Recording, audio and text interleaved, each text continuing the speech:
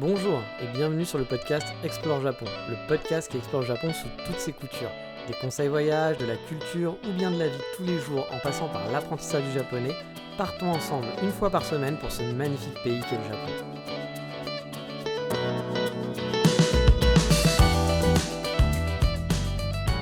Bonjour à tous, 5e fin d'année ensemble. Et oui, le podcast a commencé en 2019, donc on a déjà 5 années, même si je considère que c'est la saison 4 qui se termine, car en 2019 j'avais commencé en septembre le podcast, donc bon, c'était pas vraiment une année entière pour la première saison de podcast.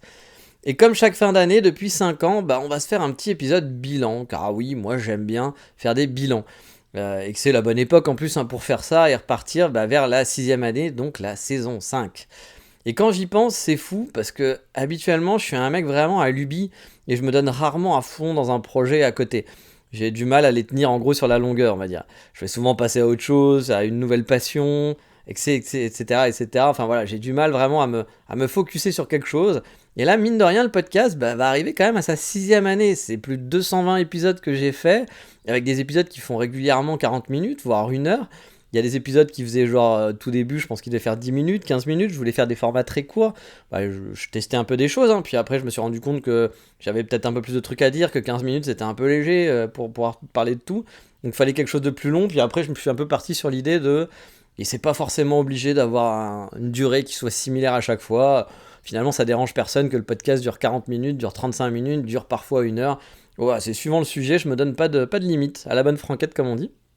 Et mine de rien, quand on réfléchit à ces 220 épisodes qui font au moins en moyenne 40 minutes, voire 1 heure, ça en fait du contenu. Je suis quand même assez content finalement de ce que j'ai fourni, même si encore une fois, c'est pas un podcast hyper léché, hyper travaillé, il n'y a pas de la recherche pour chaque épisode, je vais pas me documenter sur plein de trucs, etc. Je vous parle finalement de ma vie, de mes expériences, je vous partage ça vraiment comme si on discutait avec un pote finalement. Je pense que c'est vraiment l'idée que j'avais envie de ce podcast et ça fonctionne quand même bien. Je suis plutôt content, hein, même si je suis pas dans des analyses précises, quoi. Comme je vous le dis, à faire des études, des recherches sur des topics. Je vais pas vous parler de l'origine des tanuki au Japon, je vais pas vous faire leurs chiffres de leur croissance, leur alimentation, la transfiguration du tanuki à travers les guerres féodales. Non, on va pas faire tout ça, voilà. Vous savez, on va vraiment discuter, c'est une discussion entre potes. Enfin, à écouter plutôt un pote relou qui vous raconte sa vie, mais que vous aimez bien quand même, voilà. Sinon, vous taperiez pas les 200 épisodes, hein, avouez-le. Mais bref, pour commencer ce bilan, je voudrais dire que je suis content, voilà, vraiment, et impressionné, je leur dis, mais d'avoir tenu si longtemps, vraiment, c'est quelque chose qui m'impressionne. Surtout que c'est pas un projet d'avenir, entre guillemets, dans le sens où si dans mes objectifs personnels, il faut que je commence à penser un peu plus sérieusement, à travailler plus pour gagner plus, comme dirait l'autre, ou en tout cas commencer à faire des économies pour avoir un jour peut-être une maison, comme je vous l'ai déjà dit, et pas finir gardien de parking à 80 ans, parce que même si je gagne bien ma vie, hein, j'ai toujours bien gagné ma vie en France, etc. et autres, mais bon, habiter Paris, vous habitez pas dans des grandes maisons, moi j'ai pas eu d'héritage, etc. et autres. Et puis les projets Japon, ça m'a coûté beaucoup d'argent, hein. Les 2 fois mes 2 venus au Japon, c'est pas juste 1000 balles que vous sortez comme ça, hein. C'était quand même... j'ai claqué quasiment, vous le savez, hein, je pense que vous avez écouté tous les podcasts, mais pour ceux qui seraient à peu près nouveaux, j'ai claqué 60 000 balles pour mon premier projet, pour venir au Japon. C'était 60 000 balles sur... pendant 3 ans, j'ai pas travaillé. Bon, c'était un choix de vie aussi, hein. C'est pas... Attention, je suis pas en train de faire me plaindre en disant oui, c'était pas facile, etc. C'était vraiment un choix de vie, hein. J'ai claqué mes économies du moment pour venir là, pour essayer d'étudier le japonais, puis j'aurais pu... après l'année, voir que ça marche pas, il devait me rester la moitié de mes économies, il devait me rester 30 000 balles, je pense, après une année. Parce que il y a l'école, hein. L'école, je vous ai dit, ça coûte quand même 6 000 balles, puis après il y avait les billets d'avion, j'ai voulu prendre un appartement, acheter des meubles, donc forcément tout ça, ça m'a coûté de l'argent. J'aurais pu faire une version plus light aussi, hein. Mais voilà, j'ai claqué quand même pas mal de thunes, mais c'était voulu. Et donc tous ces trucs-là, puis là quand je suis revenu aussi pareil, hein, ça m'a coûté de l'argent, j'ai dû payer mon visa, j'ai dû pareil rémeubler parce que je suis reparti de zéro, donc j'ai voulu en plus bien m'installer, donc j'ai acheté beaucoup de meubles, des meubles sympas que j'aimais bien, etc. Donc voilà, ça m'a fait des frais, et mine de rien, j'ai claqué quand même beaucoup de thunes là-dedans, donc du coup, même si je gagnais bien ma vie, et si j'étais resté en France, vie pépère, etc., je pense que là, maintenant, actuellement, je pourrais peut-être penser acheter quelque chose, quelque part, et compagnie. Bon là il faut quand même que je pense à la suite parce que j'ai pas envie de finir gardien de parking à 80 ans, c'est peut-être ce qui pourra m'arriver, mais pour l'instant vous savez au Japon ça se fait beaucoup. Mais voilà, ce projet qui me rapporte pas grand chose, ce podcast, hein, juste qu'il paye les frais finalement, mais qui me coûte rien, ce qui est déjà bien parce que pendant un moment il me coûtait même de l'argent. il me coûte juste du temps chaque semaine. Et ben, je l'ai quand même tenu alors qu'il n'y a pas vraiment une motivation derrière finalement. Je vais pas à me dire ah bah ouais mais si je continue comme ça après plus tard je vais peut-être pouvoir un peu en faire quelque chose, ça va m'ouvrir des portes, faire du réseau etc. Bah, pas du tout, je fais vraiment ça pour le kiff parce que ça me fait plaisir puis je suis content parce qu'il y a des gens qui me le montrent, qui me disent qu'ils sont contents, que ça leur fait passer du temps. J'ai eu des très jolis messages, même parfois, des gens qui me disaient qu'ils n'avaient pas trop le moral, et puis bah, d'écouter le podcast, ça leur rappelait des souvenirs du Japon, ça leur donnait envie, ça leur permettait un peu d'égayer un peu leur quotidien, et je fais rien d'extraordinaire réellement, mais du coup, je suis quand même content que ce podcast, bah, il y a à peu près 1000 personnes qui écoutent les épisodes. J'avoue que j'ai pas regardé les stats depuis longtemps, peut-être qu'il y a plus maintenant, ou peut-être qu'il y a moins, mais en tout cas, en moyenne, depuis plusieurs années, c'est 1000 personnes qui écoutent le podcast écoute chaque épisode. Donc bah voilà, je suis content voilà, que ça continue comme ça. Et bah, je suis surtout content aussi de voir que vous le suivez, en fait, finalement, toujours, hein, parce qu'il y a des nouveaux qui arrivent, hein, puis il y en a d'autres qui s'en vont.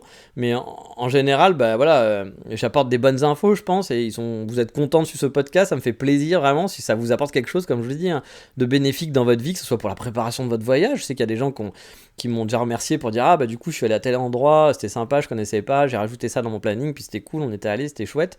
J'ai des messages comme ça, bah, ça me fait plaisir. Ou il y en a d'autres pour leur envie d'aventure au Japon, hein, qui m'ont dit aussi, ah bah tiens, je sais que par exemple, ce que j'ai fait en portage, il y a des gens qui connaissaient pas, donc du coup, bah, ça les a aidés. Voilà, il y a d'autres gens aussi qui le podcast les a beaucoup aidés pour préparer leur installation, parce ils étaient en train de venir, bah, pareil, pour un working visa ou un PVT ou autre, et puis bah du coup, voilà, ils ont eu des petites astuces, ça leur permet de, comme je vous le dis, hein, moi, c'est ce que souvent je dis, c'est de préparer un peu les choses.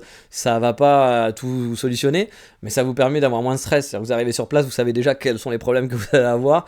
Du coup, vous prenez pas le côté genre waouh, ça m'est arrivé à la gueule, et puis du coup, c'est encore plus dur à gérer. Donc, du coup, ça permet d'être préparé finalement aux différents problèmes que vous aurez peut-être pas, parce que bah, les problèmes que j'ai, il y en a qui vont pas les avoir, puis vous aurez peut-être des problèmes que moi j'ai pas eu, que vous allez avoir, mais ça vous permet voilà, de rentrer dans le truc. Et je pense que ça reste quand même bénéfique tout ça. Et puis bah, comme je vous dis, si ceux qui veulent juste leur petite dose quotidienne du Japon, aussi parfois il y a des gens qui me disent voilà, bah, Japon ça me manque ou j'aimerais bien y aller, mais bon j'ai pas l'argent, j'ai pas prévu, etc. Mais du coup bah ça me permet de continuer d'avoir une petite connexion avec le Japon, donc je suis content. Voilà, je suis content. Et vu qu'habituellement on commence toujours par le fameux 36-15 ma vie, là on va justement faire un bilan personnel de ma vie au Japon, hein, donc bah, on va pas faire vraiment de 36-15, parce que ça va être un grand 36-15 finalement. Et ça fait maintenant bah, 1 an et demi, hein, vous le savez que je suis de retour, et je suis donc à la moitié de mon visa travail environ. Une des craintes hein, en partant, c'était de pouvoir continuer.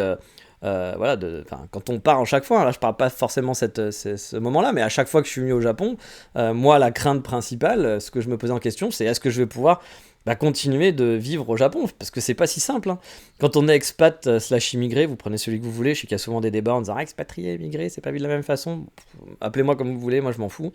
Mais on a toujours finalement cette épée de Damoclès au-dessus de la tête, de savoir ok on s'installe, hein, mais tant que t'as pas le visa permanent, bah, ta situation elle peut changer du jour au lendemain.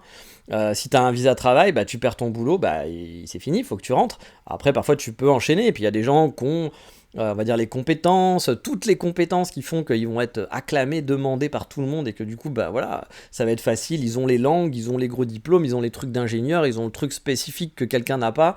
Parce que parfois, t'es ingénieur, mais bon, les ingénieurs, on a plein aussi, hein, mais tu vas avoir le petit truc spécifique qui est très demandé en ce moment. Et puis du coup, bah c'est plus facile pour switcher, pour changer, pour travailler.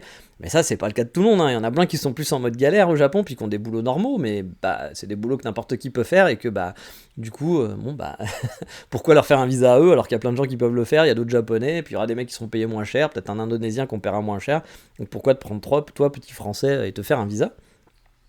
Bref, du coup, t'as cette épée de Damoclès qui s'installe, qui est là toujours, quoi.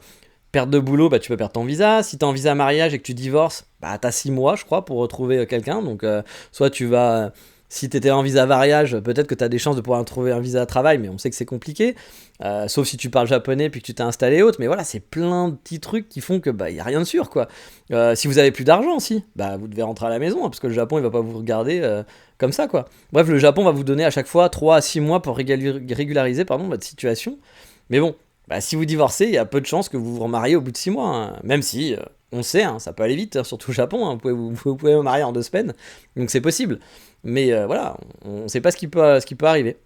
Pour le travail, bah, comme je disais, c'est pareil. Si vous parlez japonais, anglais et que vous êtes ingé, dans un truc vraiment spécialisé qui est très demandé, bah ça passe. Il n'y aura pas de souci, vous allez sûrement trouver.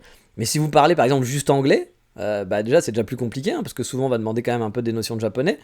Et puis bah voilà, si vos diplômes ils sont pas ouf, si vous n'avez pas quelque chose de spécifique, bah ça peut être vraiment compliqué de régulariser. et puis de penser que vous allez juste faire un petit boulot, ça fera l'affaire. Si vous êtes en visa de travail, vous allez juste prendre un petit boulot, puis vous allez pouvoir rester au Japon. Bah non, parce que quand votre visa il va être fini, déjà votre visa il est spécifique à un type de travail. Alors pas un type, c'est-à-dire que vous n'avez pas un visa maçon, voilà. Mais vous avez par exemple ma copine qui travaille dans le tourisme, mon amie qui travaille dans le tourisme, elle peut pas travailler dans un bureau pour internet ou faire, je sais pas, faire du e-commerce, un truc comme ça. Son visa ne le permet pas, c'est pas le même domaine. Par contre, elle peut travailler dans un hôtel, qui n'est pas du tout le domaine qu'elle faisait, parce en gros, elle prépare des voyages, des choses comme ça. Et là, travailler dans un hôtel, finalement, c'est quand même un travail qui est quand même pas similaire à ce qu'elle fait, mais ça reste dans le même domaine touristique, donc du coup, son visa marche encore. Mais par exemple, si elle veut travailler pour, je sais pas moi, en tant qu'ébéniste, parce qu'elle a des compétences d'ébéniste, elle pourra pas avec son visa qu'elle a actuellement. Donc voilà, c'est pas si simple que ça finalement, et vous avez toujours cette épée de Damoclès. Il y a des gens qui sont plus insouciants, puis ça leur parle pas. Et moi, par exemple, ça me parle. Je vais pas y penser tout le temps, mais je le sais et je l'ai prévu. Et puis elle est là, de temps en temps, j'y repense en me disant, faut que j'arrive à régulariser la situation, et ça va pas se faire un claquement de doigts, ça va prendre du temps, peut-être 10 ans, 15 ans, j'en sais rien. Mais pendant 10 ou 15 ans, vous vivez avec un truc qui dit, peut-être que votre vie va changer du jour au lendemain, parce qu'il y aura un petit accident de parcours que vous auriez eu ailleurs en France, ça aurait été un accident de parcours qui aurait été un peu chiant, mais vous aurez rebondi, puis tout va bien. Là, ça peut vraiment tout changer votre parcours de vie, parce que si on vous dit cassez-vous, cassez-vous, voilà, vous n'avez pas le choix, vous pouvez pas faire autre chose. Donc c'est pas genre oui pendant 3 mois, puis je reviendrai après, ça sera pas si simple que ça, parce qu'il faudra ressortir de l'argent, il faudra retrouver quelque chose, ça sera recompliqué, etc. Bref, c'est pas aussi simple quand vous vous expatriez quelque part en tout cas. Bref, l'épée de Damoclès, elle est bien là, mais pour ma part, le truc rassurant, entre parenthèses, c'est qu'a priori, l'année prochaine, je switcherai probablement de visa. Je pense que je vais sûrement passer vers le visa mariage en fin d'année. Ouh, grosse news. Bon, après, vous en doutez que je vais quand même marier avec ma Megumi, ça fait 1 an et demi qu'on est ensemble. Par rapport à un truc normal de japonais, là, on a déjà dépassé les bornes des limites. Moi, c'est parce que là, j'attends mon changement de prénom pour commencer à faire les démarches, mais sinon, on l'aurait déjà fait, je pense. Parce qu'ici, on se marie très vite, je vous l'ai déjà expliqué. Donc ouais, je pense que l'année prochaine, je switcherai sûrement en fin d'année vers le visa mariage, une fois que dès que j'aurai mon nouveau prénom, quoi, qui sera là. Et donc vers la fin de mon visa travail, finalement, quand il me restera 6 mois en gros de visa, 6-8 mois de visa, je switcherai quoi. Ça devrait bien se goupiller pour le switch, du coup. Ensuite, le visa mariage, c'est 1 an renouvelable, en général. Donc l'épée de Damoclès, ça sera toujours présent techniquement. Et puis je vous dis 1 an renouvelable, mais il y a le divorce. Si demain on marie, puis que 2 mois après, finalement, pour X raisons, il y a un divorce, ça peut arriver. Là, il me reste plus que 6 mois, puis c'est pareil, pour retrouver. Là, j'aurai peut-être toujours mon travail et tout, mais ça veut dire qu'il faudra que je refasse des frais, que j'aurai beaucoup de trucs à payer pour repasser par la boîte de portage. Ça sera tout un truc chiant. Est-ce que je peux le faire à distance en plus? Je sais même pas. Peut-être qu'il faut que je retourne en France pour pouvoir faire ça. Je pense pas, mais honnêtement, j'en sais rien, il faudra se renseigner. Donc voilà, c'est toujours des petites épées Damoclès et vous dites, ouais, s'il se passe ça, et c'est possible qu'il se passe ça, c'est compliqué. Voilà, vous êtes vraiment sur quelque chose de bancal, quoi. Mais bon, le bon côté, voilà, c'est que je devrais, en passant en visa mariage, par contre, donc même si par contre mon visa sera renouvelable tous les ans, en gros, c'est ça, mais c'est que je devrais avoir des rentrées d'argent supplémentaires en ne payant plus ma boîte de portage. Et ça fera du bien à mon compte en banque parce que, je vous l'ai déjà expliqué, mais j'ai un bon salaire, mais finalement pas si bon que ça à la fin parce que, entre toutes les taxes que je paye, je suis comme un freelance finalement, je paye des charges patronales, des charges salariales, mais sauf que je travaille pas comme un freelance, que je travaille comme un salarié. Donc normalement quand vous êtes freelance, vous faites payer beaucoup plus cher, puis vous faites plus de missions, donc du coup vous compensez normalement, si vous faites ça bien, vous compensez ça comme ça. Alors que moi, non. Moi, en fait, j'ai tous les mauvais côtés du salarié et les mauvais côtés du freelance, on va dire. Mais bon, après, c'est un choix, encore une fois, je me roule pas par terre. Je pourrais très bien vivre en étant nomade, digital nomade, et puis vivre dans un pays pas trop cher, et puis bien économiser, etc. Ça reste un choix, donc voilà. Et puis je paye aussi donc l'entreprise de portage. Donc c'est vrai que voilà, ça fera du bien quand la situation va être un peu plus régularisée. Quand je serai juste freelance au Japon et que j'aurai plus cette entreprise de portage, je pense que je serai un peu plus à l'aise aussi, voilà, d'un côté financièrement, puis je serai plus dans un travail normal, même si ça restera encore du freelance en salarié, donc pas encore super top, parce qu'en gros j'aurai qu'un client, donc je peux pas non plus surcharger le client, je peux pas avoir plein de clients et compagnie, c'est une mission à plein temps, donc je fais des horaires, donc j'ai pas l'avantage du freelance non plus, quoi, vraiment, mais économiquement je devrais déjà gagner un chouïa plus, donc ça sera, j'enlèverai en fait l'intermédiaire, donc ça sera déjà ça de prix, mais ça sera pas encore une fois un salaire de ouf, parce que je suis toujours dans une situation qui est un petit peu bancale, mais encore une fois c'est un choix, voilà, c'est un choix que j'ai fait pour venir vivre ici, mon but c'était de venir vivre au Japon, pas dans n'importe quelle condition, mais dans des conditions quand même assez convenables, ce qui est le cas. je peux payer mes factures, je suis pas obligé de manger des cup noodles tous les jours, mais je suis pas non plus dans une solution d'avenir. Donc c'est pour ça qu'il faut aussi, comme je vous dis, c'est un peu épée Damoclès, un peu le cul entre deux chaises, il faut que j'avance là-dessus. Et mine de rien, le podcast, ça me prend du temps toutes les semaines pour peut-être par exemple apprendre le japonais. C'est-à-dire qu'à la place du temps que je fais pour le podcast, là où j'ai pas le temps d'apprendre le japonais, je pourrais me mettre au japonais, puis pour dans l'avenir, pour dans 3, 4, 5 ans, peut-être postuler pour une entreprise japonaise, et puis là, je serai plus tranquille. Parce que le jour où je parle japonais, avec mes compétences, trouver du boulot au Japon, ça devrait pas être très compliqué. J'ai un peu l'anglais, j'ai le français, j'aurai du japonais, plus mes comptes. Bon, voilà, je me ferai pas trop de soucis, puis je pense qu'en plus je pourrai avoir un bon salaire.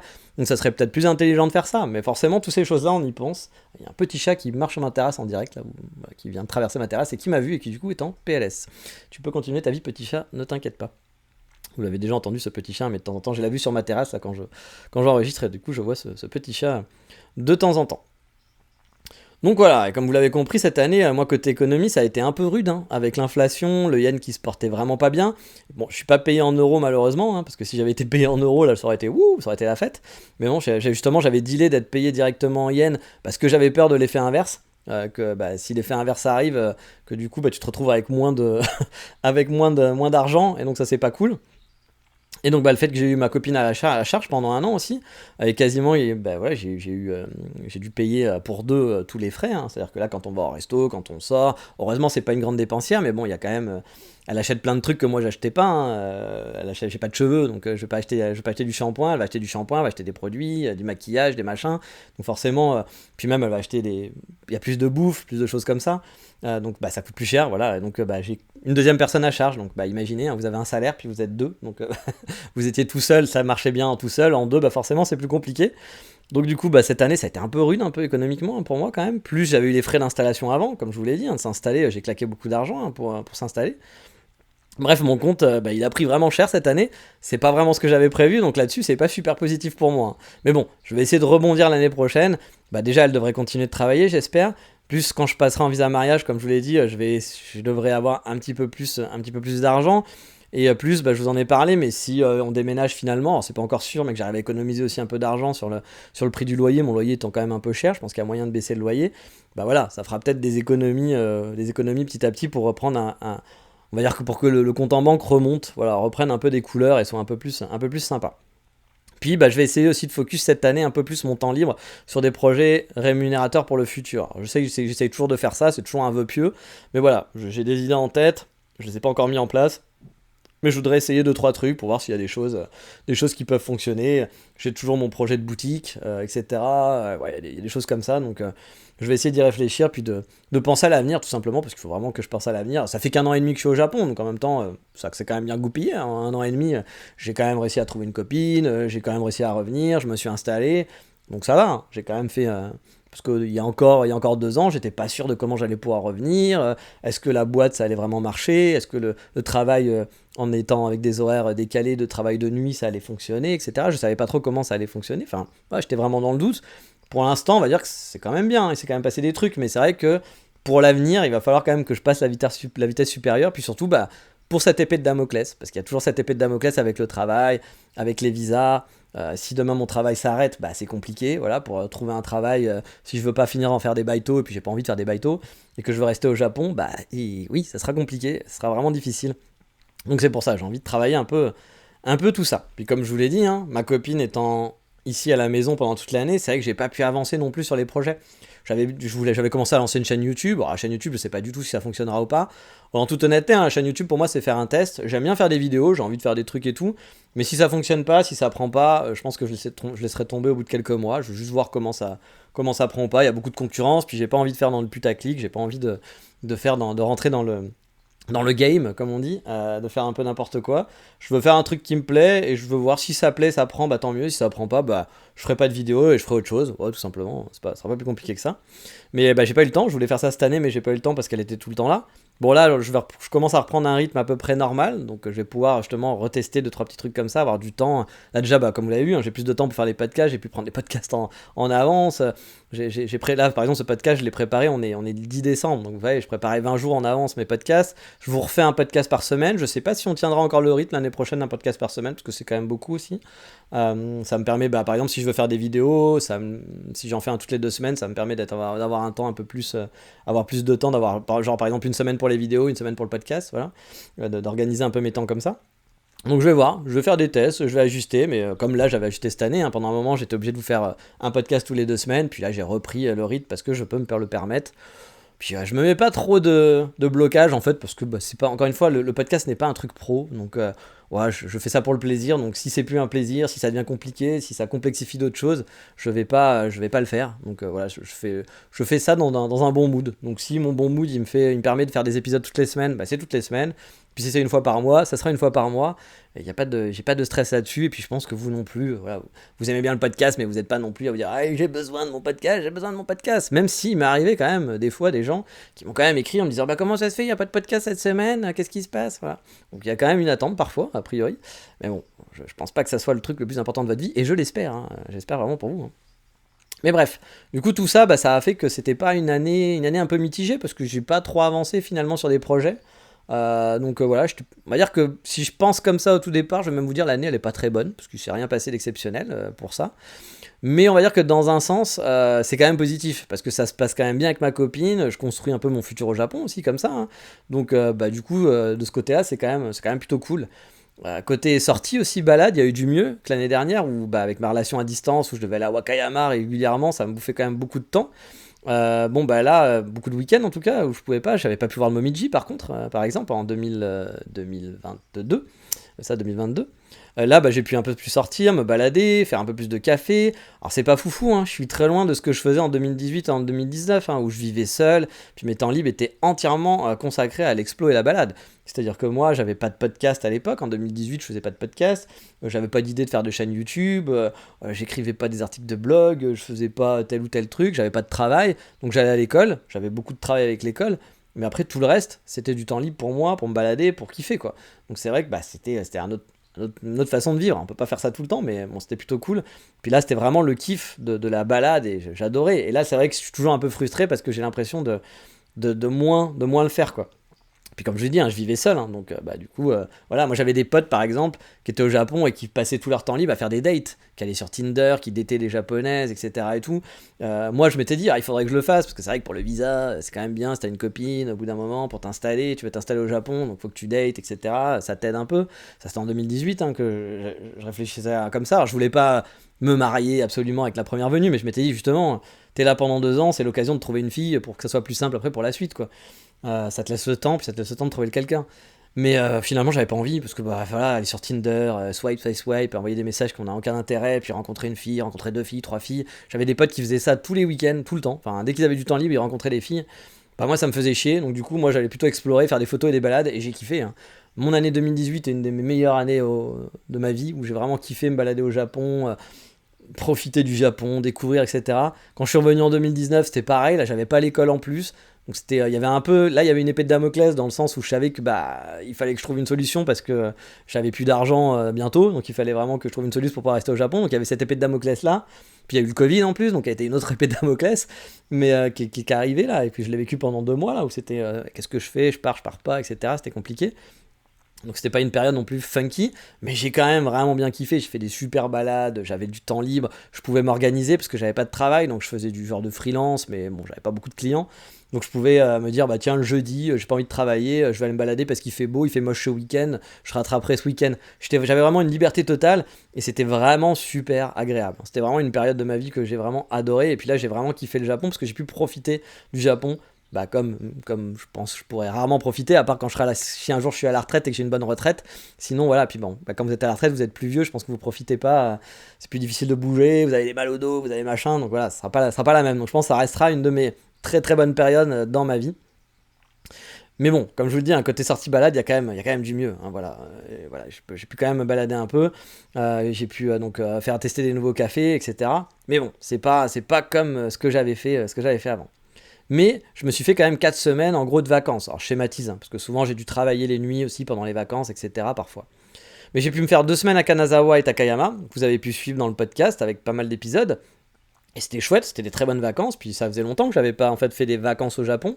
Mes dernières vraies vacances au Japon, on va dire que si, quand j'allais à Tokyo. Ouais, quand je faisais des allers-retours à Tokyo, mais c'était mars 2020. Voilà, on va dire la dernière fois où je me suis fait des vacances, que je suis venu à Tokyo en vacances. Mais sinon, hors Tokyo, des vraies vacances où je me baladais, ça datait de 2017, donc ça faisait quand même pas mal de temps. Puis là, j'ai refait 10 jours à Tokyo, donc là aussi, ça faisait 3 ans que je n'étais pas allé à Tokyo, donc j'étais content, j'ai bien kiffé, parce que c'est une ville que j'aime beaucoup, vous le savez. Bon, niveau économie, c'est sûr que de faire ces vacances-là, ça va pas beaucoup aider non plus, hein. Mais je suis content parce que ça faisait vraiment longtemps que j'avais pas fait ça. J'y habite, mais j'étais pas en mode vacances, quoi. Donc c'était chouette d'être en mode découverte et balade, aller dans d'autres villes, pas rester dans le Kansai et se balader un petit peu. Je sais pas si l'année prochaine je me referai des vacances, ça va dépendre des économies, si les économies remontent ou pas. Mais j'ai toujours en tête d'aller par exemple découvrir Hokkaido. À Hokkaido, je suis jamais allé, puis j'aimerais vraiment voir à quoi ça ressemble. Ou en tout cas Sapporo, peut-être pas tout Hokkaido, mais au moins faire un Sapporo et ses alentours. Puis de faire un tour, non pas du côté de chez Swan, notre ami Swan, mais d'aller à Fukuoka aussi.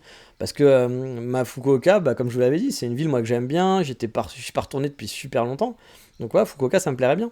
Ma copine, elle aimerait qu'on refasse Kanazawa Takayama, mais bon, je pense qu'elle est pas super habituée à voyager. Et vu qu'elle a vraiment kiffé le fait que c'était notre premier voyage, etc. ensemble, je pense qu'elle a envie de retourner dans les endroits sympas qu'on avait fait de côté mémoire. J'aimerais bien retourner dans ce restaurant, j'aimerais bien aller là. Moi, j'avoue, j'ai plus envie d'explorer un nouveau truc, même si Kanazawa, je serais pas contre, hein. Ça me permettrait de plus explorer la ville pour hypothétiquement se poser la question d'un jour venir vivre à Kanazawa, parce que j'avais trouvé la ville plutôt pas mal. Donc why not?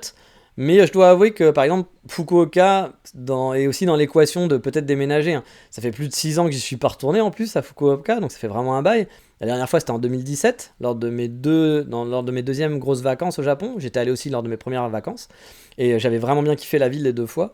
Donc du coup en 6 ans mes souvenirs sont un peu altérés. Puis voilà, je veux voir aussi si ma copine elle kiffe ou pas Fukuoka, si ça pourrait être pourquoi pas une opportunité pour habiter là-bas un jour, vous le savez. Et bien sûr, j'aimerais refaire un passage again à Tokyo. Moi, techniquement, j'aimerais pouvoir chaque année me faire au moins. Idéalement, j'aimerais pouvoir me faire 2 semaines à Tokyo minimum chaque année parce que j'adore Tokyo. J'ai plein de trucs à découvrir. Je pense qu'il me faudrait des années en faisant ça. Mais bon, cette fois, j'aimerais bien aussi retourner avec ma copine parce que j'étais allé tout seul la dernière fois. Là, j'aimerais y aller pour lui montrer pareil des quartiers et voir ce qu'elle pense aussi. Bon, on sait jamais si un jour il y a une j'ai une opportunité de travail ou j'ai des grosses rentrées d'argent pour Tokyo. Ça permettrait déjà de se dire tiens, t'aimes bien ce quartier, t'aimes pas ce quartier. Ah, t'as vu, j'ai un coup de cœur, on va avoir un coup de cœur similaire puis se dire ok, essayons de cibler par là quoi. Mais bref, en gros cette année, je suis un peu mi-figue mi-raisin. J'ai l'impression d'avoir rien fait, pas évolué, comme je vous l'ai dit, hein, dans les Road to Japan. Le fait de venir ici, c'était juste une étape, hein. J'étais encore très loin de réaliser mon rêve. Je suis encore très loin, hein, de réaliser mon rêve et mes projets. Je veux bien vivre au Japon. Je veux retrouver ma liberté, faire un truc que je kiffe vraiment, kiffer au quotidien ce que j'aime ici, et avoir une maison, entre autres. Et puis, bien sûr, le visa permanent, hein, pour supprimer le fameux épée de Damoclès qui dit rentre à la maison, sale gaijin. Je veux stabiliser la situation aussi au niveau du travail, pour être sûr de pouvoir faire ma vie ici sans aucun souci. Philosophie, Hakuna Matata, quoi, tout ça, vous connaissez la chanson. Et bon, il faut être honnête, hein, j'en suis encore bien loin, hein. Et cette année, ouais, c'est vraiment mi-figue, mi-raisin. Les projets n'ont pas avancé du tout. Financièrement, j'ai perdu beaucoup de thunes. Mais ça reste finalement, une année positive, avec les voyages et le fait que ma copine vive avec moi depuis 1 an, puis que ça se goupille bien. Et ça, c'est quand même un gros plus, hein, même si c'est pas toujours facile, hein, la vie à deux, puis la vie entre deux cultures qui sont différentes. Dans l'ensemble, je pense que je suis quand même plutôt chanceux. Je pense comparé à d'autres couples que je connais, je suis quand même tombé sur une fille avec qui ça matche bien, puis qui a plein de bugs, mais qui a des bugs, on va dire, pas des bugs de japonaise, voilà, des bugs de japonaise classique. Et les japonaises classiques, honnêtement, moi j'en voudrais pas des masses, hein, parce que vraiment, c'est pas ouf. Mais là, ouais, j'avoue que j'ai pas ces problèmes-là. J'ai d'autres problèmes, mais j'ai pas ceux-là. Et je pense que du coup, c'est plus facile pour consolider quelque chose sur le long terme, en tout cas. Puis on va aussi un peu jeter des fleurs, parce qu'elle aussi, elle a de la chance de m'avoir, hein, pour le coup, hein. Et puis dans les trucs positifs aussi de cette année que j'ai pu voir finalement aussi pas mal d'amis, chose que j'avais pas forcément fait en 2019. Bon, j'avais mon binôme, et puis les gens qui habitaient ici, mais là j'ai pu voir pas mal de gens, de nouveaux gens. J'ai eu mon ancien binôme déjà, qui a fait des vacances sur Kyoto. J'ai pu le revoir, on a fait 2-3 balades ensemble, à l'ancienne comme on aimait, c'est-à-dire que lui c'est un mec avec qui j'adore vraiment me balader, parce que bah voilà, il est pas chiant, on parle de tout et de rien, on peut débattre de tout et de rien, on a des avis totalement différents parfois, mais c'est pas grave, on va parler, puis on a des avis aussi qui convergent beaucoup hein, sur la vie au Japon, sur les Japonais, etc. On va parler de détails, c'est quelqu'un qui aime bien un peu philosopher, débattre, etc. Donc voilà, puis qui est capable de marcher 30 km avec moi dans un truc où il n'y a rien à voir, mais juste pour le mood. Il adore comme moi le mood japonais dans l'ensemble. Et donc du coup, bah, c'était sympa de refaire des balades. On est allé dans un truc Inaka où j'aurais pu amener personne, franchement, avec moi là-bas, parce que c'était la campagne, il n'y avait rien à faire. C'était vraiment, j'étais jamais allé, donc c'était un peu la mode découverte. Mais je savais qu'avec lui, c'était pas grave, que même si c'était nul, et pourtant c'est ses vacances, donc il a pas un temps de fou. Voilà, il est pas là où il peut se perdre une journée. Mais il était quand même content. Il était quand même content parce qu'il kiffe. Voilà, il kiffe le Japon en général. Et puis bah voilà, même si on va dans un petit coin, il n'y a pas grand chose, il arrive à s'émerveiller, puis à apprécier les choses simples, de la balade simple. Et du coup, ça m'a fait plaisir voilà, de le voir. Et puis je sais qu'il va revenir l'année prochaine, donc c'est cool. Je vais pouvoir le revoir encore en vacances aussi à ce moment-là. J'ai enfin pu aussi rencontrer Mathieu de Tokyo Visit, vous connaissez peut-être si vous le suivez sur Instagram ou autre, qui est donc guide au Japon, je vous ai déjà parlé de lui, hein, que c'est un très bon guide, puis il a explosé sur les réseaux sociaux. On se parlait depuis longtemps, mais on n'avait jamais eu l'occasion de se rencontrer. Et si je dis pas de bêtises, on s'est vu 2 fois cette année sur Kyoto. On aurait pu se voir plus parce qu'il passe de temps en temps, il fait guide et puis parfois il a une journée haute, mais bon, faut que ça se goupille, que moi je sois dispo. Lui, il n'est souvent dispo que quelques heures parce qu'il habite pas Kyoto, il habite Tokyo. Donc on n'a pas pu, on s'est pas vu tant que ça, mais à chaque fois que je le vois, ça me fait plaisir. C'est quelqu'un de très sympathique, même s'il y a beaucoup de guerres entre les, il y a des guéguerres. Moi, je connais des gens qui lui font la guéguerre et que je trouve très sympathique aussi. Il y a beaucoup de guéguerres dans les guides et dans les influenceurs, hein, Japon. Hein. De toute façon, dès qu'il y a quelqu'un qui a un peu de succès, ils se font la guerre. Voilà, c'est un classique. Puis de toute façon, vous n'avez pas besoin d'avoir du succès. Hein. Moi, j'ai des gens parfois qui viennent me faire des commentaires sur mon podcast, sur mes vidéos YouTube, ou parce que voilà, des commentaires à la con sur des sites. Alors que bon, je pense pas être le mec qui pousse des masses sur les réseaux pour dire viens voir mon contenu, fais mon contenu. Bien sûr, si demain je gagne ma vie en faisant un podcast ou en faisant des vidéos YouTube, je vais pas cracher dessus, hein, comme tout le monde, je pense. Il y a plein de gens qui seraient très contents de faire ça. Mais je suis pas en train de pousser pour que ça en faire mon métier, quoi. Je veux dire, si vraiment je voulais en faire mon métier, je sais ce qu'il faudrait que je fasse. Il faudrait que je fasse du contenu beaucoup plus taclique. Il faudrait que je sois très présent sur les réseaux sociaux, que je fasse chier les gens. Je connais la recette, hein, je suis pas quelqu'un d'idiot, hein, mais c'est juste que j'ai pas envie de le faire. Voilà, ça m'intéresse pas de faire ça, j'ai pas envie de devenir comme ça. Ça, du coup, je ferai sûrement jamais d'argent avec ça, mais c'est pas grave. Voilà, c'est pas grave. Mais voilà, je vous dis, même moi qui suis pas dans ce mood-là, j'arrive à avoir des gens qui viennent me faire chier. Alors imaginez eux, que ce soit des gens entre eux déjà qui s'attaquent, mais après il y a même les gens lambda qui sont juste jaloux, ou que je sais pas, ils aiment pas, ils sont pas contents que tu gagnes ta vie parce que t'es influenceur, ou je sais pas quoi. Et donc du coup, ou qui sont pas d'accord avec ce que tu dis, ils ont le droit. Mais plutôt de pas écouter. Moi, il y a plein d'influenceurs Japon, j'aime pas du tout leur contenu. Hein. Vraiment, j'aime pas du tout. Je trouve qu'ils font du caca, hein, soyons honnêtes. Mais je vais pas aller les voir en disant ah c'est nul, ah tu fais du caca. Puis je vais pas faire des posts en disant ah il fait du caca, vous avez honte, ah bien encore un post de machin. Quel est l'intérêt? Moi j'écoute juste pas ce qu'ils font, tout simplement. Je m'intéresse pas à ce qu'ils font. Puis quand, même s'ils sont très très présents, puis du coup on les voit souvent placés dans nos flux, etc. Même si on n'a pas envie, on les voit passer. Bah je masque, et puis comme ça je les vois pas. Puis s'il y a des gens qui sont à fond sur ces gens-là, bah je les masque aussi. Comme ça moi je suis pas pollué. Puis je rentre pas dans cette guerre, il n'y a pas d'intérêt. Enfin, je comprends pas tous ces gens. Vous avez le droit de pas aimer, hein, c'est normal. Mais de là à aller attaquer des gens, de là à aller faire de la promo pour dire ah, il faut pas écouter lui, il faut pas regarder lui, regardez. Je vous ai dit hein, plusieurs fois qu'il y avait des influenceurs qui disaient vraiment des bêtises, des grosses bêtises. C'était vraiment des très grosses bêtises. Mais je vous ai jamais dit ah c'est lui, ah lui il fait vraiment de la merde, et lui il fait de la merde. Je vous ai jamais donné de nom parce que ça n'a pas d'intérêt. Puis de toute façon, voilà, j'ai pas envie de vous dire de pas écouter quelqu'un, faites ce que vous avez envie. Enfin voilà, si vous kiffez, bah vous kiffez, tant mieux pour vous. Voilà, moi je comprends pas. Mais en tout cas, ces gens se font la guerre, voilà. Et donc Mathieu est aussi dans des... Alors lui, il essaye de pas trop être dans la guerre, mais parfois il répond, parce que je pense que c'est normal, on a envie de répondre dans ces cas-là. Même si pour lui aussi, il comprend pas trop pourquoi les gens viennent l'attaquer alors qu'il se passe rien, quoi. Mais c'est quelqu'un de très sympathique. Moi, quand je le vois, il est très sympa. Puis les mecs qui lui font la guerre que je connais, hein, j'en connais qui lui font la guerre, sont des gens très sympathiques en demeurant. Mais pareil, t'as envie de leur dire, les gars, vous avez pas autre chose à foutre. Enfin, sincèrement, vous l'aimez pas, bah vous l'aimez pas. Qu'est-ce que je voulais vous dire?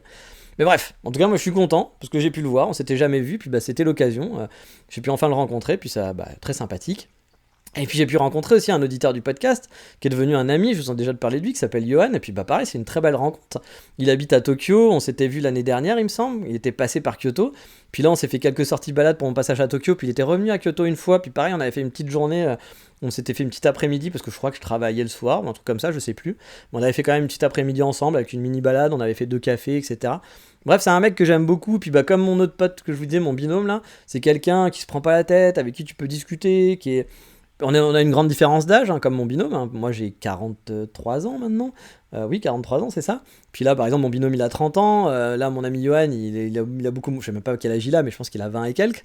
Donc, on a une grosse différence d'âge, mais ça passe très bien. C'est des gens qui sont faciles à vivre, qui sont pas prises de tête, qui sont pas chiants, qui sont pas justement dans le débat négatif. Ils peuvent être dans le débat aussi, mais pas dans le débat négatif. Et puis, c'est des gens qui aiment marcher, qui aiment se balader. Voilà, qui vont pas vous dire ah non mais j'en ai marre, je suis fatigué, ah non je veux pas aller là-bas, ah pourquoi on fait là, non, ils sont à la cool, puis quand ils ont pas envie d'un truc ils le disent et puis bon on dit ok pas de problème et puis voilà on est à la cool et donc bah ça me fait plaisir parce que Johan c'est un mec que j'apprécie vraiment et c'est quelqu'un qui est vraiment c'est une belle découverte et je pense que je vivrai à Tokyo ou si lui vivra à Kyoto bah je pense qu'on se verrait régulièrement et que ça serait un très bon ami parce que c'est vraiment quelqu'un de très sympa. Donc bah, je suis content parce que j'ai fait des bonnes rencontres. Par contre, contrairement à mes années collège, non, pas à mes années 2018, mais c'était un peu mes années collège, vu que j'étais à l'école de japonais, quand j'apprenais le japonais, je me suis pas fait d'amis japonais, par contre. Mais il faut dire que j'allais tous les jours, par exemple, dans les mêmes cafés à l'époque, en 2018, pour étudier mon japonais. Et du coup, forcément, ça a aidé pour discuter et tisser des liens. Là, ça m'arrive de discuter avec des baristas, hein, de temps en temps, hein, qui sont curieux. Mais vu que je suis pas un régulier d'un café en particulier, bah, c'est compliqué pour tisser des liens. Puis en plus, vu que mon japonais, bah avant il s'améliorait, donc au début tu partais de rien, donc bon bah tu t'en foutais, de toute façon tu faisais des fautes et c'était pas très grave. Je venais d'arriver, donc bon, ouais, je me prenais pas la tête. Puis après mon japonais s'améliorait petit à petit, donc je sortais mes phrases, c'était l'occasion. Là c'est vrai que je travaille pas du tout mon japonais, qu'il a beaucoup diminué. Donc du coup je suis un peu plus timide à vouloir parler en japonais, puis parfois ils essayent de parler, mais moi du coup je suis vraiment limité. Là. Puis il y a même des trucs basiques que je sais plus dire, puis ça met du temps à revenir, et du coup ça me motive pas à discuter avec les gens du coup. Et bah, du coup, c'est plus difficile pour tisser des liens. Mais bon, en parlant de rencontres, j'ai par contre rencontré énormément de personnes avec mon boulot d'accueil de touristes. Bon, je le répète, hein, car parfois il y a des gens qui pensent que je fais le guide sur Kyoto. C'est pas le cas. Je fais pas guide sur Kyoto.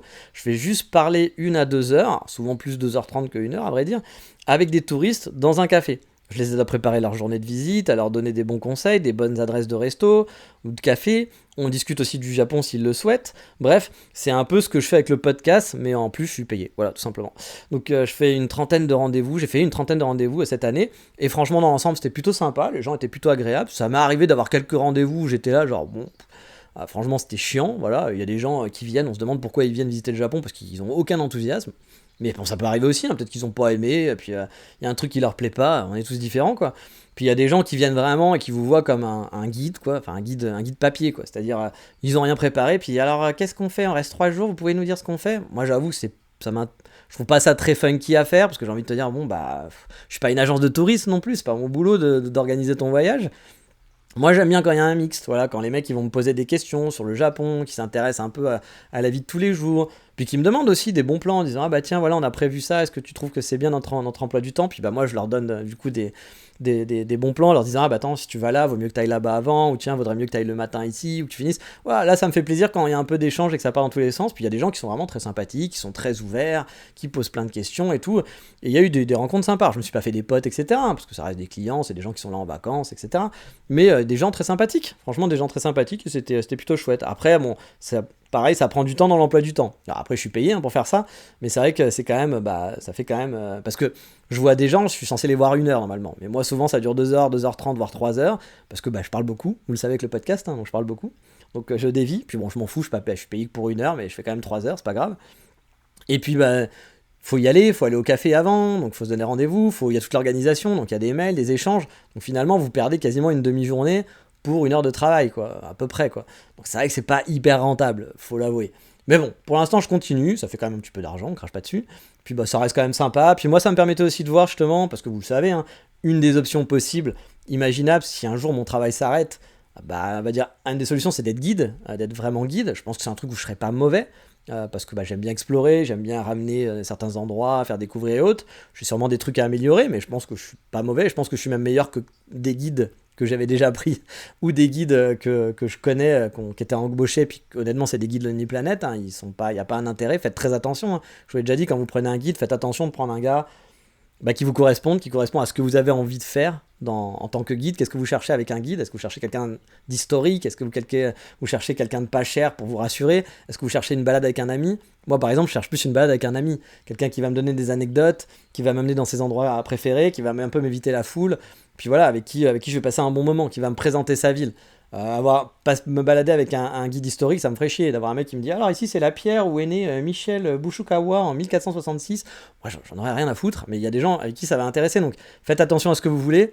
Puis faites attention aussi, plus les guides sont présents sur les réseaux sociaux, alors pas tous, hein, mais plus vous voyez des gens qui sont là tout le temps sur les réseaux sociaux à répondre, à faire leur promo de leur outil de guide, plus vous savez qu'il y a des chances que le guide soit pas très bon. Alors je dis ça, mais en même temps, par exemple, mon ami de Mathieu de Tokyo Visit, qui est très présent sur les réseaux sociaux, qui est limite influenceur, hein. Maintenant il se fait inviter. Tous les trucs que vous voyez où il va, il est invité, hein. Il est invité, il est payé, il va tester une orangerie, il va dans tel hôtel, c'est pas parce qu'il va dans cet hôtel, parce qu'il a payé de lui-même, hein. Il est invité par l'hôtel, et puis il fait la pub de l'hôtel, et il est payé pour ça, et puis lui il gagne une nuit gratos, et puis tant mieux quoi. Mais je veux dire, lui, voilà, il fait de l'influence, mais reste un très bon guide. Je sais comment il travaille, je sais ce qu'il fait, et c'est un très bon guide. Je connais plein d'autres guides qui sont très mauvais, qui sont vraiment très très mauvais. Honnêtement, ça, vous payez pour rien. Enfin, je veux dire, vous prendriez un Lonely Planet, c'est presque pareil. Vous prenez, en fait, vous achetez une assurance finalement, un truc pour vous rassurer. Voilà. Si vous êtes vraiment peur, bah, tant mieux, vous prenez un truc pour rassurer, mais je pense que ça serait plus sympa de prendre un guide avec qui il y a une passion derrière qu'un mec qui fait ça juste pour la thune finalement, et puis qui est pas passionné par son métier de guide. Voilà, qui va faire ça parce que c'est un boulot. Voilà. C'est un peu comme un prof, hein, un prof d'école, quelqu'un qui fait prof d'école parce que il sait pas quoi faire puis qu'il est payé pour ça, ou un prof qui est passionné parce qu'il veut inculquer des choses à des gens.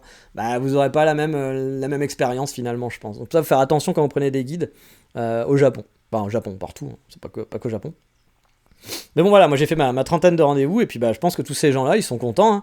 La plupart du temps j'ai eu des petits retours sympas, même si j'ai pas de retour de l'agence. Il y a des gens parfois qui m'ont vraiment dit ah c'était vraiment super, c'était sympa, etc. Et cette année je vais rempiler, même si au final comme je vous dis c'est consommateur de temps libre, car c'est quelque chose que je fais pendant mon temps libre en plus de mon taf, hein. C'est pas mon taf à temps plein, donc c'est un truc que je fais en plus. Autre truc positif aussi, c'est que mine de rien, ça fait 1 an et demi que j'ai un vrai chez moi. Et vous le savez, j'ai eu pas mal d'années de nomade derrière moi. Du coup, ça fait du bien d'avoir un chez soi où on se sent bien, avec du matos, j'ai mon petit setup pour bosser, j'ai ma grosse télé, ma PS5, ma Xbox, mon toaster de l'espace, etc. Bref, je me sens à la maison. Bon, je serais pas contre d'avoir plus que 45 mètres carrés, hein, c'est sûr, hein, et d'avoir un vrai appartement ou d'avoir une maison, même une maison chez moi, hein, vous le savez, hein, avoir ma pièce de geek par exemple, une petite terrasse tranquille sur un toit, etc. Mais bon, peut-être dans le futur, mais là je suis déjà content d'avoir ce chez moi là. J'ai un chez moi, voilà, ça faisait des années que j'avais pas de chez moi, et puis là, ça fait plaisir, j'ai l'impression d'être quand même un peu dans le temps, même si je vous disais qu'il y a l'épée de Damoclès, parce qu'encore une fois, hein, tout peut s'arrêter du jour au lendemain. Mais là, j'ai quand même l'impression d'être installé. Contrairement en 2018, quand j'étais venu, où je savais pas trop comment ça allait se passer et autres, je m'installais, je venais comme je m'installais, mais je le savais dès le départ que j'étais pas sûr. Là, ça prend quand même une bonne vague pour l'instant, à moins d'un aléa de la vie, hein. Demain, mon travail s'arrête. Bon, voilà, aléa de la vie, je vais être obligé de rentrer, hein. Même si je me marie avec ma Megumi, ça sera compliqué de trouver un travail ici. Mais on sait pas. Pour l'instant, c'est sur une bonne voie, on va dire. Côté projet, vous l'avez vu aussi, j'avais prévu pas mal de trucs, hein, faire la chaîne YouTube. Résultat, il y a eu une vidéo dans l'année, puis une deuxième en novembre. Bon, je peux pas dire que j'ai vraiment réussi ce projet, hein, ça n'a pas été un succès. Le podcast, je pense que le nouveau format est plutôt sympa. Le 3615 ma vie vous plaît, des retours que j'ai eu. Plus c'est un topic. On a éliminé le rebrucage et puis je pense que c'est un peu plus fluide. Bon, là aussi cette année, hein, ça a été un peu chaotique pour suivre le rythme. Il y a eu une époque fort lointaine où je postais 2 podcasts par semaine en 2019, hein, c'était ça. Hein. J'avais vraiment 2 podcasts, 2 émissions par semaine. Bon, après, elle durait moins longtemps aussi. Hein. Puis j'avais même à un moment 3 mois d'avance d'épisode. Hein. Il y a eu une période où j'avais eu 3 mois d'avance d'épisode, c'était fou. Alors que là, je l'ai fait chaque semaine à l'arrache. Hein. Que pendant une période de l'année, j'étais passé à un podcast toutes les 2 semaines. Que même pendant 1 mois, vous n'avez pas eu de podcast du tout car j'avais pas eu le temps, ni de moment opportun pour l'enregistrer. Bref, ça a été un peu compliqué pour suivre le rythme cette année. Mais la bonne nouvelle, c'est que je manque pas de topic et puis que finalement, j'ai quand même fait pas mal d'épisodes sur l'année, hein, mine de rien. Quand je regarde le nombre d'épisodes, même si ça a été une année un peu compliquée parce qu'il n'y avait pas le moment pour enregistrer avec ma copine à la maison, etc. et autres, pas beaucoup de temps libre, j'ai quand même réussi à tenir le rythme et là-dessus, je suis aussi encore une fois assez fier. Ça a toujours été le truc qui m'a fait un peu peur, aussi les topics. Parce qu'avec 220 épisodes, je vous ai déjà parlé de pas mal de choses, hein, finalement. Hein. J'ai quand même fait le tour de beaucoup de choses. Hein. Mais les balades, les mises à jour, les aventures du quotidien aident aussi à trouver des nouveaux topics finalement, des nouvelles discussions, des nouvelles choses partagées avec vous. Et a priori, ça a l'air de toujours vous plaire. Donc je suis content. Mais bref, je vous ai vendu un peu moins de podcasts, plus de vidéos, c'est ça que je vous avais vendu l'année dernière, c'est un échec, voilà. Même si l'envie de faire des vidéos est là, hein, on va voir encore une fois, hein, si avec ma copine qui a repris le boulot, j'arrive à concilier les deux. Donc je promets rien encore cette année, hein, mais c'est en cours en tout cas. Là au mois de décembre, je vais essayer d'enregistrer des vidéos pour commencer à en publier, avoir un peu d'avance, et pouvoir en publier, suivant combien j'ai réussi à en enregistrer d'avance là, en décembre, j'essaierai d'en publier soit une par semaine, ou une toutes les 2 semaines, ou une par mois, on verra bien. Et puis comme je vous l'ai dit, le podcast, ça fait 6 ans, 220 épisodes, 220 épisodes à peu près. Ça prend du temps et ça me rapporte pas grand chose financièrement parlant dans les futurs projets. Donc on va voir si je tiens le rythme. Si voilà, par exemple si je fais des vidéos et que financièrement il y a des perspectives, peut-être que je laisserai un peu de côté le podcast, j'en ferai un peu moins. Puis peut-être que si ça avance pas, que mes projets ils avancent pas, peut-être que je vais aussi diminuer un peu le podcast pour me recentrer sur d'autres trucs, comme je vous dis, apprendre le japonais, mon projet de boutique, parce que mon projet de boutique il est toujours là, donc et ça me prendrait du temps à préparer, donc peut-être que je vais diminuer. Pour l'instant je sais pas trop, je me laisse un peu de temps à appliquer des stratégies, mais voir ce que je veux, voir comment ça fonctionne, si ça prend pas. Et puis pareil, je ferai avec le podcast aussi. J'appliquerai, on verra comment ça va avancer, mais bon, pour l'instant, dans mes plans, j'ai pas prévu d'arrêter le podcast, parce que même si ça prend du temps, j'arrive encore à le caser. Mais peut-être qu'à un moment donné, dans l'année, ça sera trop de temps, puis je pense avoir fait quand même beaucoup d'épisodes, avoir parlé de beaucoup de choses, donc je pense que même si un jour je vous abandonne, il y a quand même de la matière, et je vous aurais pas abandonné comme ça, avec juste 3 épisodes, et on s'arrête là, je pense que je pourrais être quand même content. Mais bon, on n'en est pas là. Par contre, là où j'ai été plus actif, c'est Patreon. Alors, c'est pas du contenu tous les jours, c'est sporadique, mais j'ai quand même été beaucoup plus actif pour donner un petit bonus aux abonnés.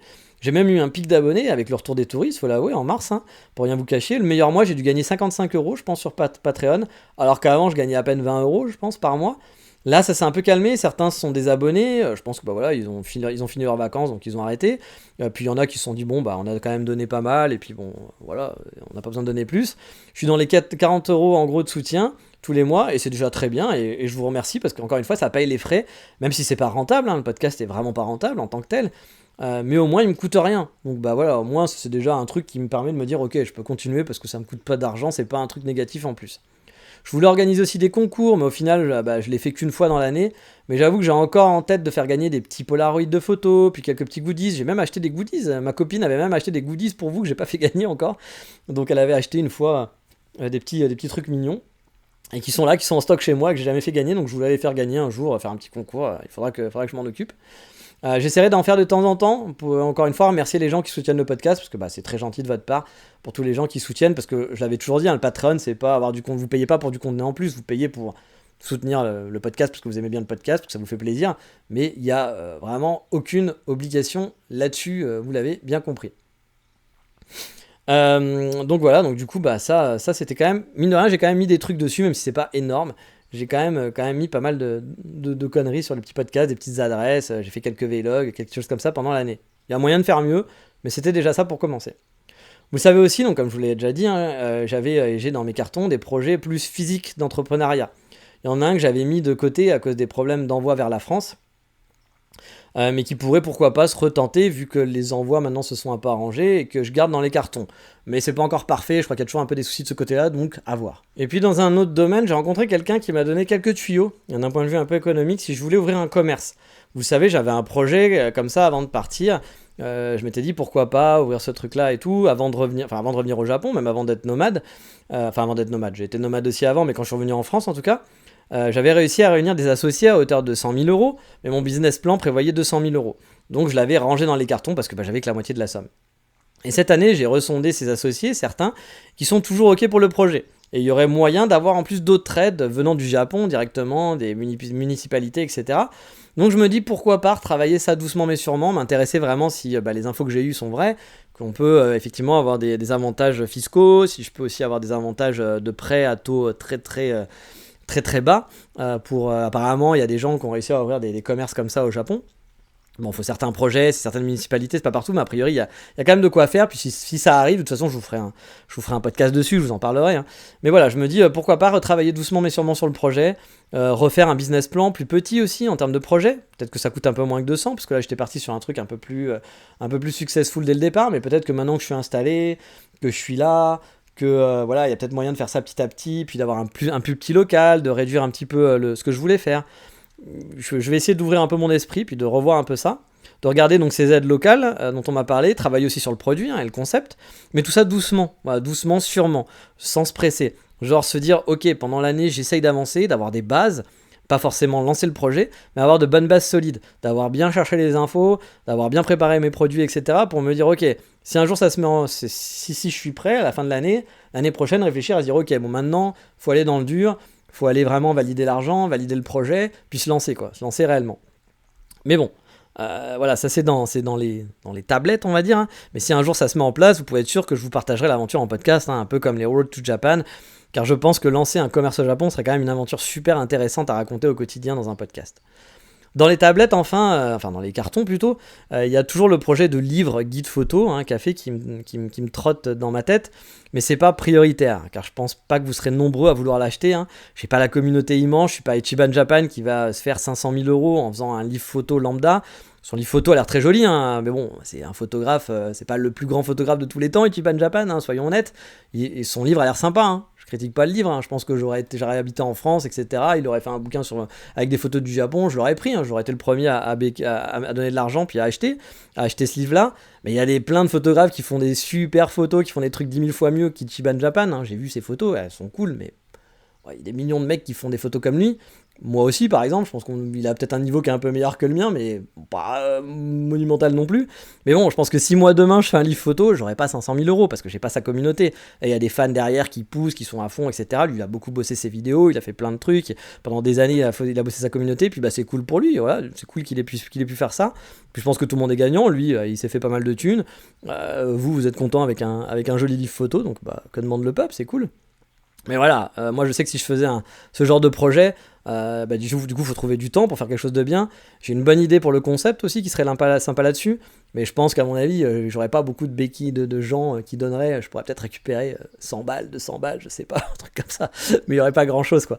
Donc je veux pas trop passer de temps là-dessus parce que même si j'ai envie de le faire, un jour je le ferai, peut-être pour le plaisir, mais je pense pas que ça soit un truc qui soit un projet professionnel en tout cas, voilà. Et puis j'ai encore d'autres projets, j'ai plein d'idées dans ma tête, mais à voir si ça sort. Je vous en parlerai un jour. De toute façon, tout est lié au Japon, hein, beaucoup sont liés au Japon. Bref, cette année c'était pas ouf, voilà, on va être honnête. Mais bon, la vie continue et je suis toujours très content, bien sûr, de vivre ici au Japon. J'ai un ami par exemple qui doit revenir en France, qui écoute ce podcast aussi. Son expérience au Japon malheureusement se passe pas comme prévu et le visa va pas suivre. Et je dois dire que quand je lui parle parfois je me mets à sa place hein, et j'avoue que la motivation de rentrer, je me dis si c'était moi qui devrais rentrer, ça serait vraiment dur, hein, ça serait vraiment pas là. Hein. Même si c'est pas parfait, encore une fois, ma petite vie ici, elle est pas, comme je vous le dis, il y a encore beaucoup de travail avant que je sois vraiment dans des bonnes conditions. Ma vie elle me plaît quand même ici, elle me plaît bien, je me sens bien, mais bon, le chemin n'est qu'au début, voilà, j'ai encore beaucoup à faire avant de me sentir vraiment tranquille, voilà, d'être véritablement installé, et comme je vous dis, enlever les épées de Damoclès, qui sont le visa, qui sont le travail, et puis une fois que tu as enlevé ces épées-là, c'est genre les projets, quoi, avoir une belle maison, être installé, qu'avec sa copine ça se passe bien, préparer sa retraite, puis faire un travail que tu kiffes à bloc. J'aime bien mon travail, mais mon travail, c'est pas ma vie, je suis pas le propriétaire de la boîte, donc je fais pas ce que j'ai envie. Voilà, moi j'aimerais bien faire un truc un jour où c'est mes idées, où c'est mon concept, et puis lancer ce truc-là, puis peut-être faire ça aussi avec des amis, ou faire avec un ami en tout cas, partager une aventure. Alors, faire une aventure et la partager, c'est un truc que j'aimerais beaucoup. Ça fait longtemps que j'aimerais bien faire ça. Mais bon, en étant à distance, mes amis sont en France, donc c'est un peu compliqué de partager des aventures à distance comme ça. Mais voilà, c'est dans mes rêves et mes projets. Peut-être que ça n'aboutira jamais, mais je vais essayer.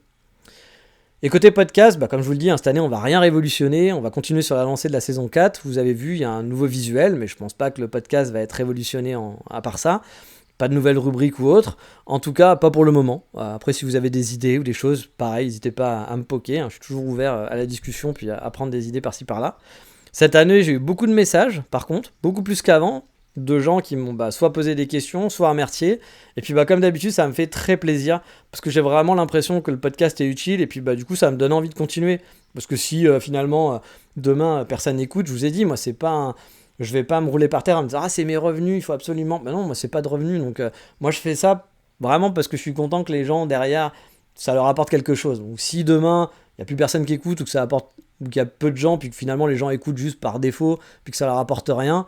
Bon, autant arrêter, et puis ce sera pas très grave, ça sera un bon moment dans ma vie, ça sera un beau projet que j'aurais fait, et j'aurais été très content.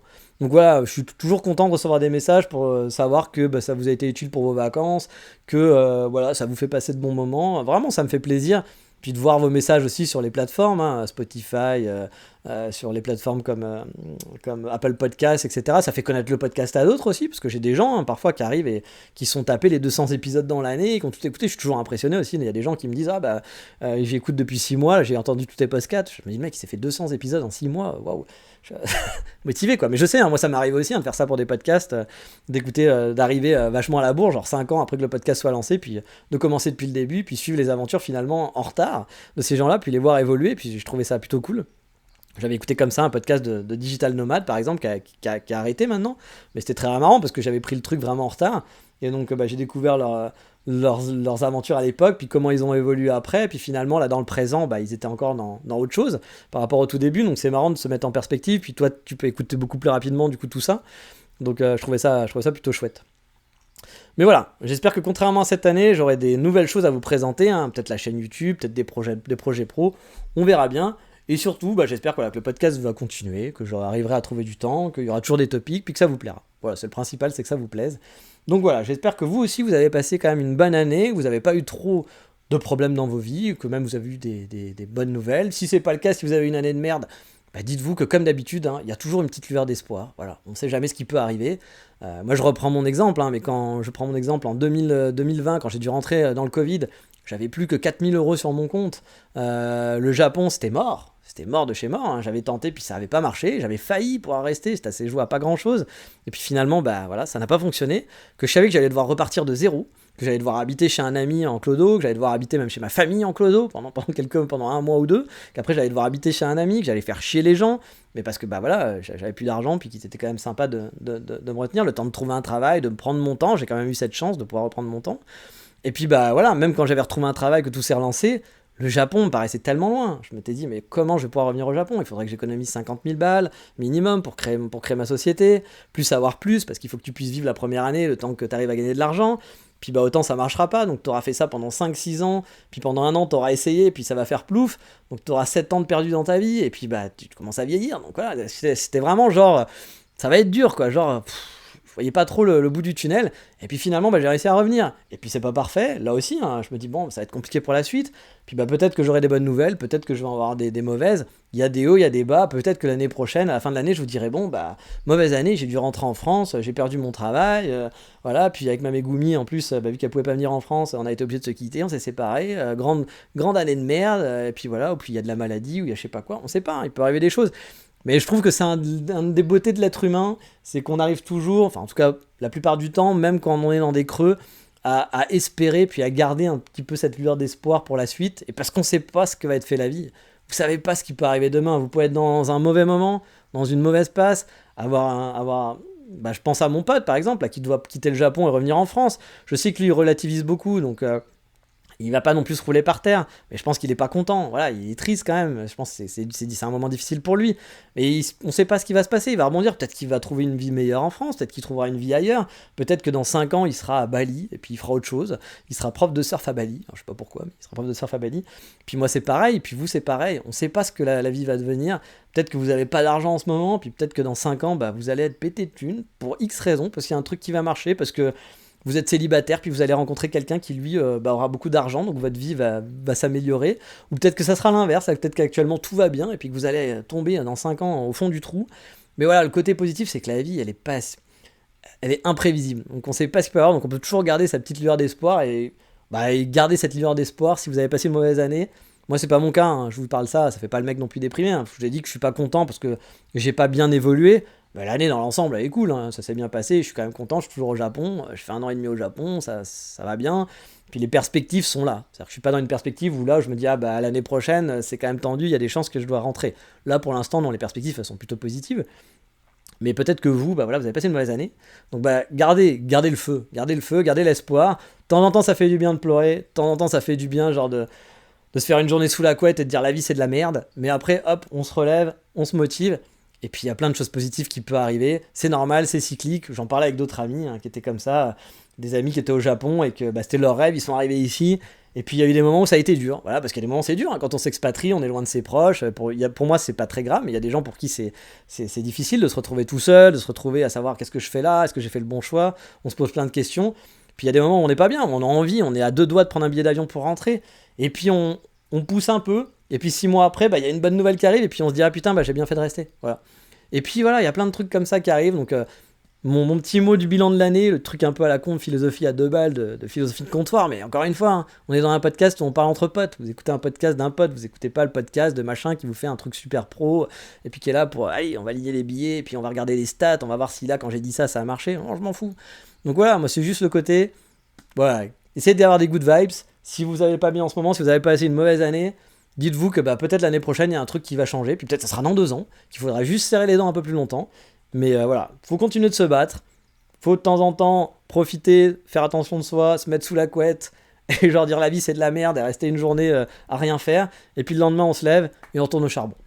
En tout cas, j'espère que vous allez quand même bien dans l'ensemble, et puis je vous souhaite surtout une belle année 2024, qu'il y ait plein de projets qui se réalisent. Et pour ceux qui veulent partir au Japon, j'espère que vous allez pouvoir le faire. Pour ceux qui préparent leur projet au Japon, peut-être pour dans 5 ans, continuez, faites ça petit à petit, c'est bien. Vous avez le temps, préparez. Ceux qui préparent des voyages, préparez votre voyage. Vous allez voir, vous allez passer un super moment. Ça va être un des instants de folie, un des meilleurs voyages de votre vie sûrement, parce que le Japon, c'est quand même un endroit qui est quand même super appréciable. Bref, kiffez. Et qu'est-ce qu'on se dit ? Ciao, bye bye, matane, à l'année prochaine. Ciao, bye bye.